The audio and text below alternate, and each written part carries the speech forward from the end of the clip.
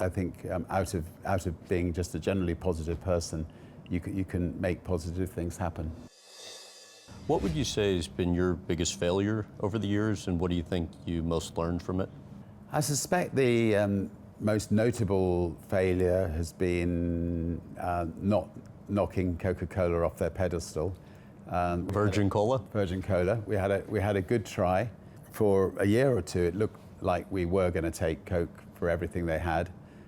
We were outselling them in Britain, in all the retailers that we were stocked. And we were outselling Pepsi.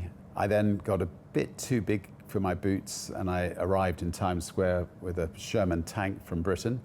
I crushed all these Coca-Cola and Pepsi cans. Cola was flying everywhere. And I then turned our Sherman tank's turret onto the Coca-Cola sign in the middle of Times Square. Anyway, Coke didn't take that too kindly. The next day in Atlanta headquarters, they got bagfuls of suitcases of money. They got a DC-10 on the runway at Atlanta. They filled it with SWAT teams. They arrived in England, and retailers suddenly became very wealthy, and all our Virgin Cola disappeared off the shelves.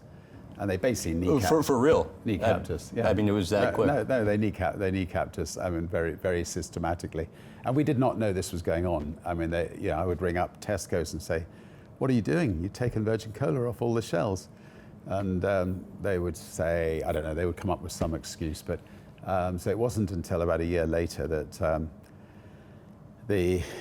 a lady arrived who announced to me that she was the new manager of Virgin Group at Lloyd's Bank, and we went out to dinner, and it turned out that she was the lady at Coke at the time who'd been in charge of the kneecapping exercise, and now she was my bank manager, and I wasn't sure whether to strangle her or not. But you said before, real leaders see opportunities where others only see challenges.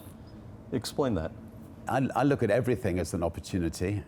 So I'm positive about life generally, and I generally feel that you can find ways of solving problems and making things work. And I'm definitely a sort of glass, nearly full kind of person rather than a glass half full. So, I think out of being just a generally positive person, you can make positive things happen. What do you think about during your decision-making process? So if I come up with an idea for a new business, I don't bring in accounting firms to cost analyze it, because one accounting firm will say it's a good idea, another accounting firm will say it's a bad idea. So if I, for instance, had brought in an accounting firm to say, will Virgin Atlantic work when we started the airline, I'm sure they would have said no way. But what I knew was if I could create the kind of airline I'd want to fly on that was exceptionally better than any other airline flying, that it was likely that more money would come in the year than go, and I'd have money left over at the end of the year. And that turned out to be the case because people loved Virgin Atlantic. They went out of their way to fly it.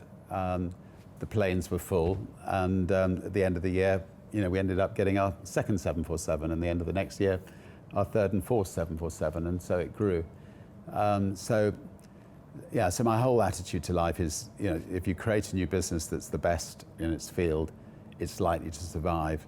When we took on Coca-Cola, a can of cola, Virgin Cola, and a can of Coke, ours may taste a little bit better than theirs, but we're not exceptionally better, and therefore it was easy for them to, just their sheer might and their sheer market dominance, they could put us out of business. But when you've got British Airways versus Virgin Atlantic, when they tried to put us out of business, Virgin Atlantic was a much better airline, so people didn't desert us in droves.